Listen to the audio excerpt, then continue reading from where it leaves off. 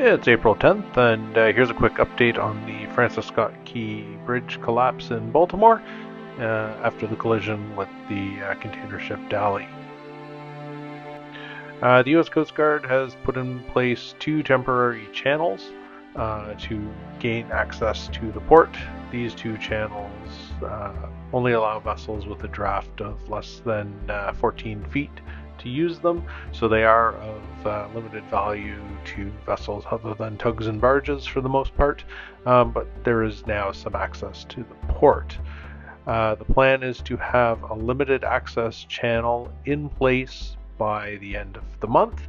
That channel will allow vessels up to 35 feet of draft to enter and exit the port.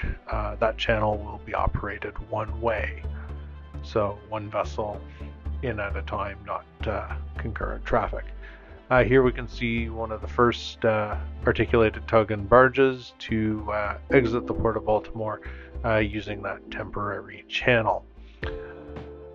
The U.S. Army Corps of Engineers hopes to have the entire federal channel open by the end of May.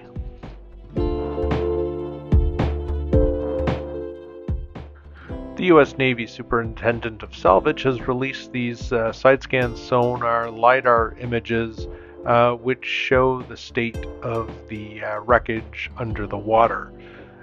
You can see here that it is quite a mess on the bottom of the channel, and that's going to make tidying it up quite difficult, as divers will need to cut up those sections in near zero visibility.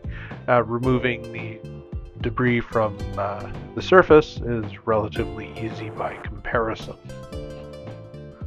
Looking at this image, we can see the northernmost intact bridge pier sitting on the bottom, and then beyond that we can see all the debris lying at the bottom of the channel.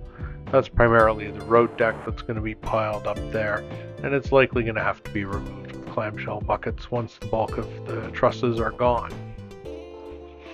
In this other view, Dali is on the far left of the image.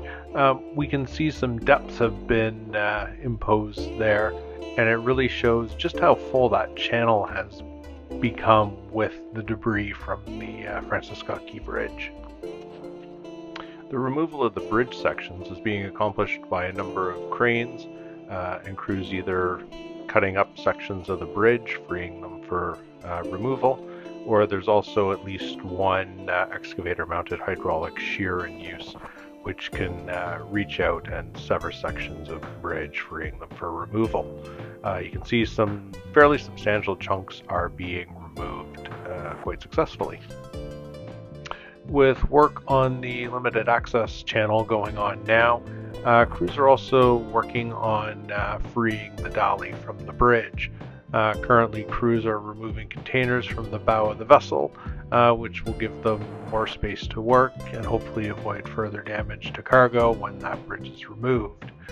The U.S. Army Corps of Engineers estimates that 3,000 to 4,000 tons of bridge are sitting on the bow of Dali, which is pushing it down into the bottom.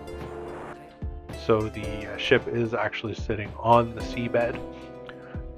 As well, conveniently, it's resting on a natural gas pipeline. That pipeline has been shut off and inerted, so it itself poses no hazard, but it complicates the removal of the ship in that they don't want to damage the pipeline further. The containers are getting loaded onto barges once they're removed and will presumably be taken to Sparrows Point, where they'll be removed and eventually forwarded on to their final destinations.